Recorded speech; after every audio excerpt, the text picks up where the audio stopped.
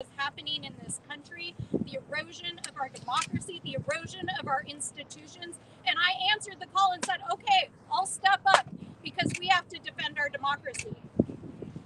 Just 2 weeks ago, Donald Trump went on national television and said, on day one, I want to be a dictator.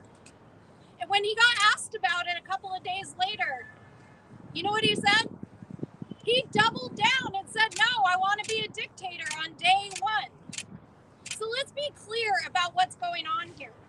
Donald Trump was put into place in 2020 in part because of election interference by Vladimir Putin. Not just a few years later, as Trump was seeking to double down on his efforts to hold the presidency, his buddy, Rudy Giuliani, went to the media and planted a story in the New York Post. Guess what? They made it up.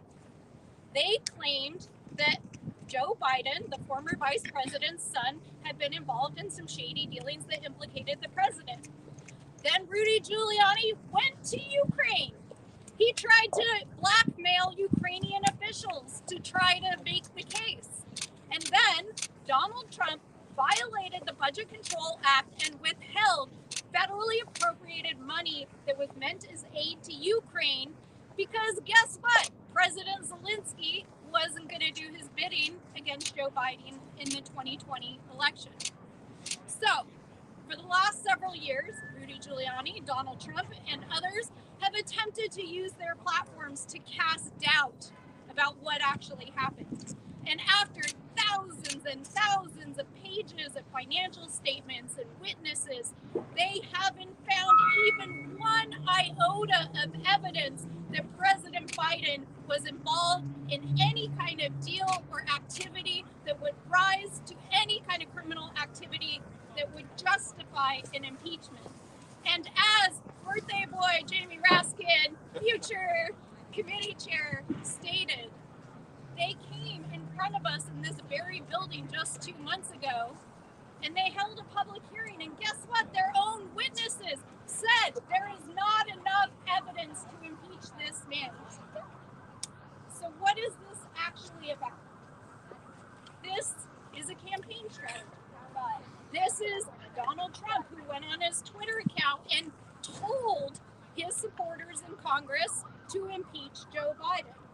This is Donald Trump, who went to his supporters and called them and coordinated behind the scenes and told Chairman Comer to hold an impeachment hearing.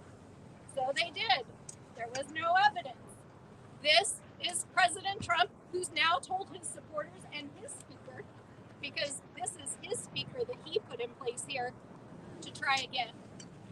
So here we are, standing here. We're going to cast our votes in a few moments this afternoon, while Vladimir Putin is sitting in Russia right now, smiling because the United States Congress cannot pass legislation under this Trump presidency and presidential scandal to get aid to Ukraine and our international partners, while his folks are doing Trump's bidding in the House of Representatives. This should be chilling to the American people. They are trying to get Donald Trump reelected because when they tried to do an insurrection on this House, it didn't work because the rule of law prevailed and the American people prevailed and our democracy prevailed. Donald Trump wants to be America's dictator, and we won't let it happen. Woo! Congressman Crockett. Okay. Thank you. I first want to thank my colleagues because they have laid out the facts as clear as anyone could. We have worked diligently.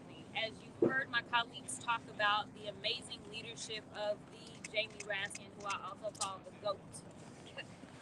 Listen, we work hard.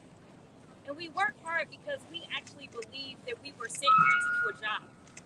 We didn't come to be actors and actresses. We came to do a job. We actually believe in the institution, the very institution that they tried to tear down physically. And right now we know that they are continually trying to tear us down from within. When we swore our oath to protect against enemies, foreign and domestic. And let me tell you something. Those of us that serve on oversight, especially those of us that are specifically Democrats, I feel like we are constantly fighting domestic enemies, and no one should feel that way. The American people should be outraged right now. Outraged. When we knock on doors, they're not telling us to go and come up with a sham impeachment. They're telling us that they are concerned about their safety if they've got crime happening in their cities. They're telling us they're concerned about the migrant crisis. They're talking about the price of food. They're talking about jobs. They're talking about gas. They're talking about climate change. They're talking about housing. What they're not talking about is a president who has a drug-addicted son. And let me tell you something. These Republicans love to talk about fentanyl, and they talk about the crisis. And they act as if they give a damn. And we know the reality is that they don't care. Because if they did, they would have compassion for a man who has a son that has been addicted to drugs, made decisions, most likely induced by that daggone same addiction. And now somehow they have turned that into the president of the United States, who happens to be a father, should also be impeached. I don't get the math, and we know that they're not good at math. But as I like to say, the math ain't math. Especially when you consider the fact that the previous speaker, and who knows how many speakers we're going to have. I mean, some people are optimistic that, it's only going to be the second. We'll see if we end up with another speaker before the 118th is over. But we know that the previous speaker said, oh, no, we don't need a vote.